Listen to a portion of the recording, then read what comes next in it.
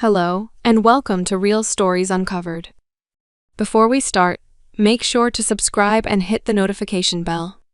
My entitled mother demanded I hand over my house to her because my little sister is pregnant and needs it more than I do. I'm a 31-year-old male, and I have a 28-year-old sister who has honestly been the golden child to my mother, but not my father for as long as I can remember. My parents divorced when I was a teenager because my mother cheated with an old high school ex-boyfriend and has always been controlling, manipulative, and narcissistic. And sadly, my sister was like her little mini-me. Our mother also seemed to believe that she had total authority over me whenever she snapped her fingers. She'd snap them and order me around like a dog.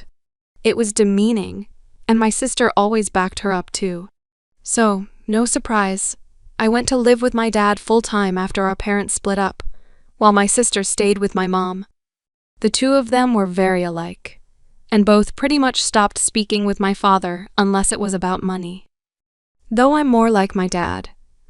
My father was very business-oriented and started teaching me how to do his lineup work as soon as I was 16. I got pretty good at it, and after 12 years of working for my father, I was made a partner in his company. Things were great, but then, about 8 months ago, tragedy struck. My father had become somewhat immunocompromised due to being a heavy smoker for much of his life, and he died at only 60 years old after he caught 19. I met my mother and sister for the first time in years, after we had a socially distant funeral with my father over a video call. My father was cremated at his own request and buried in a local cemetery, so there was no body or casket. My sister seemed to grieve, but my mother looked different the entire time, though I honestly was not surprised. The last time she saw my father, she screamed at him that he owed her more money and threatened to sue him, to which he laughed at her. He paid alimony and child support as long as he was legally mandated to, and no more than that. And he even put $30,000 towards my sister's college fund. But years after the divorce, he was no longer illegally required to send my mom money because of a judge's ruling. And she's by no means broke. She works at the same job she has had for nearly 3 decades, fully owns the old family home we used to share, and even rents out 2 of the rooms in it to Airbnb regularly. She's by no means hurting for money. Sometime after the funeral, my dad's will was read. Apparently, he figured that if his heavy smoking didn't eventually kill him, something else would, and he even joked about it in a pre-recorded video. He very much wanted everything for me. All of his assets and most of his money come from his business and his home. He left my sister a car, a 2015 Nissan Altima, and about $10,000 in cash. My mother only got $1,000, and a few other items she'd been claiming were rightfully hers since the divorce. Beyond that, I got the rest of it, and my girlfriend now lives with me in the house my father passed down to me. My sister pretty much went from finishing 2 years of community college to living off her boyfriend and only working part-time online for several years. And during that time, she got pregnant but suffered a traumatic miscarriage. I wasn't aware until after the funeral because we had practically no contact and no one else told me. When lockdown hit, her boyfriend's job started downsizing little by little, and eventually he was only able to stay on part-time, which hampered hers and his finances to the point he was finally telling her she needed to look for better employment as well, since he was trying to find a second job. And then she got pregnant. She claims she and her boyfriend were careful, but they call it her miracle baby. One evening, I got an unexpected knock at my door, and when I answered, I was unpleasantly greeted by both my mother and my sister. They both walked right in without even asking and made themselves comfortable in my living room. My girlfriend and I shared a look of confusion, and I asked why they came by. My sister was giggling, looking all over, opening doors, and seemingly giving herself a tour of my home. My mother had just plopped herself on my sofa and snapped her fingers while demanding a cold bottle of water. My girlfriend got the water for her, and I asked what they were here for. My sister seemed all giddy and just ignored me to continue snooping around my home. And before long, I heard her yell from down the hall. "Mommy, it's perfect." Yes, she still calls her mommy. My mother finally spoke up and said, "Well, I think it's time you did your brotherly duty." To which I was like, "What?" My mother says, "Well, proceed." "What?" I say, "now that your father has passed? This house should have gone to me since I was his only spouse, but you can still fix this.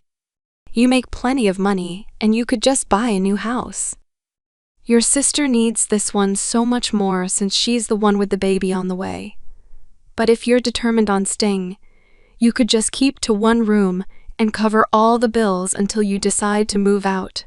My girlfriend and I read enough of it to know exactly where this is going and how it would play out if I let it go on. So I guess you could say we were mentally prepared. I took a deep breath and stated out loud that this was not happening. You do not order me around, especially not in my own house.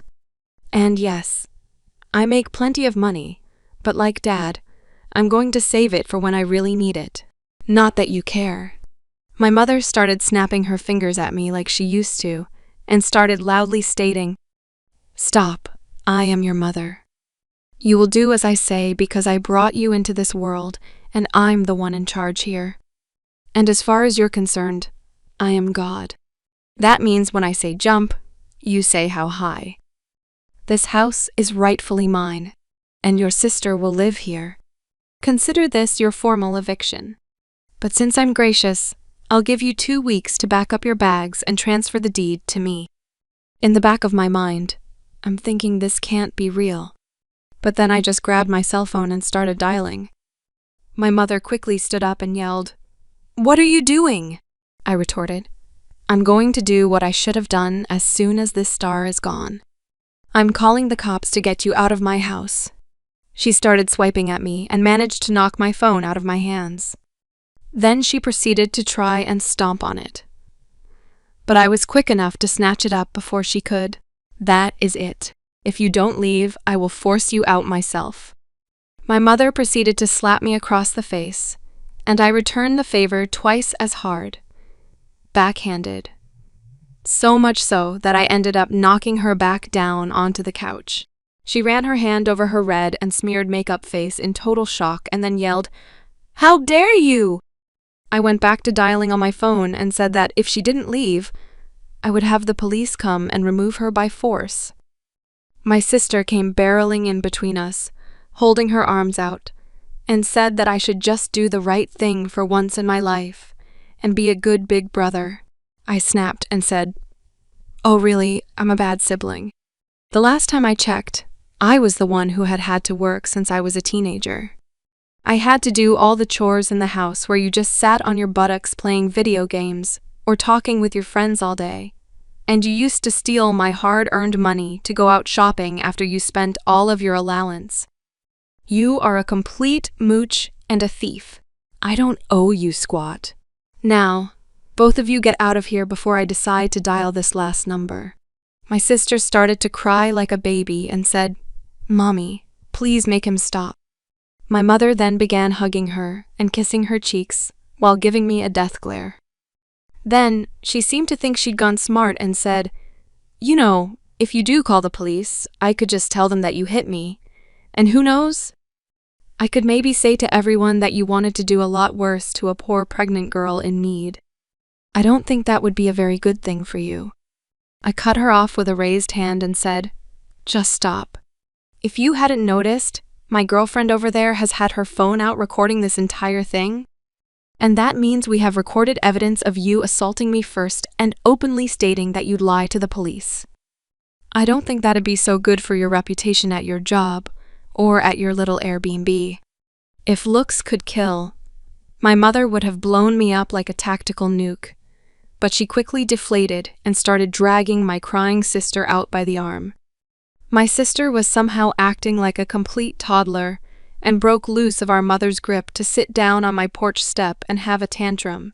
I just gave Mother a look and said, "Do you see now that this is the result of the spoiled way you raised her?" She glared at me, and then I was treated to a show of my mother trying to drag my sister off my porch steps. But she latched onto the porch handrail and kept saying, "You promised me," over and over again. I let out a cackle and told them both to never come back. My mother flipped me the bird and then went back to trying to drag my sister off the porch. It took a few minutes, but finally she got my sister to get up and leave with her, by saying that I'm a cruel and heartless jerk who will go to hell for this. I laughed some more and said there's also a special place in hell for liars and narcissists who try to manipulate others to get their way. My mother clenched her fist and was about to say more when I just held up my smartphone again with a recording and said, "The clock is ticking. Mom, get off my property." My mother then walked my sister to the car, gave me one last snooty look, and drove off. I thought that was the end of it, but letting things go was never something my mother would do. After a few days, I started to get messages from people I knew and some relatives online. A lot of them were furious with me, but others just had questions about what was going on. I tried to check my Facebook, but I couldn't see anything they were saying because my sister and my mother both blocked me on their social media. But my girlfriend could still see everything because they kept their profiles set to open. We screenshotted everything and then printed out some of it. Both of their profiles had posts that called me a greedy, heartless jerk who stole the house that was meant to be my sister's inheritance right from under her by paying off the lawyer who handled Dad's will, which is a complete and utter lie, and they know it. I called my lawyer, who was also my father's lawyer and a trusted family friend, and gave him copies of all the screenshots from Facebook and the video that my girlfriend had recorded the day my mother demanded my house. He wanted to just write a formal cease and desist, but I wanted to take it further than that, and he sent them a letter I told him to write via express mail that had to be signed for, so I know they got it. My mother called me in absolute fury the same day the letter was delivered. I told her that if she and my sister didn't redact all the untrue social media posts they made about me and tell the absolute truth, then I would send all the information I have to the whole family, her boss, and upload the videos we recorded of her online, and then I would sue her. On top of that, she called me unreasonable and said that she just did what she did for my sister's sake. And then she went into a full-blown lecture, reiterating her belief that my sister still needs my house more than me. I bluntly stated that I didn't care what she thought, and that if she didn't act everything and tell the truth, then I would make sure her career was over. She begrudgingly said, "Fine, you win. Headed your way. Keep the stupid house." Before hanging up the phone, that very evening, all the lies disappeared from their profiles. I was unblocked, and my mother gave me and everyone else a halfway apology, claiming she jumped the gun with everything she said, and because she thought my sister needed my house more than me because she's broken pregnant. But the house was rightfully according to my father's will, and she knew that before my father even passed away, so she had no right to try and claim it. As for my sister, she also apologized but more or less just parodied everything our mother said while claiming she just went along with her ideas. And then she blamed everything she did on our mother and her pregnancy hormones. The replies poured in for some time on both my mother's and sister's profiles. Many are furious with them for trying to take my house. I got a lot of messages of sorry and my bad from people who previously believed her, but all it really did was show me who was more on her side to begin with, since they were all believing her nonsense so quickly. They were mostly people from her side of the family anyway. No one on my father's side believed her at all and openly said so. My sister and her boyfriend ended up moving in with our mother to save money, but she put them in the basement in order to keep her air beam running, and my sister started to cry on social media that she couldn't live upstairs, and I'm pretty sure that the two of them were fighting with each other. Because all my sister did after that was complain online, and my mother barely posted anything anymore because of the previous stunt that she tried. If you've made it this far, this is only part 1. Part 2 gets even more intense and crazy. It'll be in the very next video. So, if you haven't already, make sure you subscribe on YouTube with notifications turned on so you don't miss it, and hit the thumbs up as a backup. The first odd thing that popped out to me that was too obvious not to say something about was when the sister and the mother showed up at the OP's house. The only way that I can read into the situation is that the mother just straight up told her, "It's a done deal. You're getting this house." And for some reason, the sister believed that, so either the sister is so naive to think that regardless of who owns the house, the mother has the power to take that property away from the owner and give it to her, or the mother just lied and made up some sort of reasoning as to why the house was rightfully hers, and the mother's plan was pretty terrible. She basically said, "It's time to do your brotherly duty," and thought that he was just going to fork over this house, which is a generational heirloom that the father spent basically his whole life working to build, so he could have this house to pass it on to his son. I could definitely understand being irked by the situation where the daughter just gets the car and the son, the OP, gets everything else. That could definitely be frustrating. I could totally see that, but it doesn't change the reality of who gets what. I mean, there's no way to outlogic that situation, which is what they seem to be trying to do here. And this theme actually pops up a lot in Part 2. Part 2 is pretty long, but you see some of that thinking there as well. And with the girlfriend recording this whole situation where they strike each other, I have a feeling that the OP's girlfriend may not have actually been recording at all, but she just ended the situation. I just played along improv style, being like, yeah, it was recording the whole time because when the mother and the sister showed up, the OP and his girlfriend weren't in crazy defensive mode. They were just confused. And lastly, by far the weirdest part of this entire thing was that the mother literally says, "I am God." That means when I say jump, you say how high. This house is rightfully mine. That is bizarre. To refer to yourself as God in the middle of an argument, trying to convince someone to give you something that you think that you rightfully deserve for some reason. Because you are the last spouse of this person, even though you divorced 10 years ago.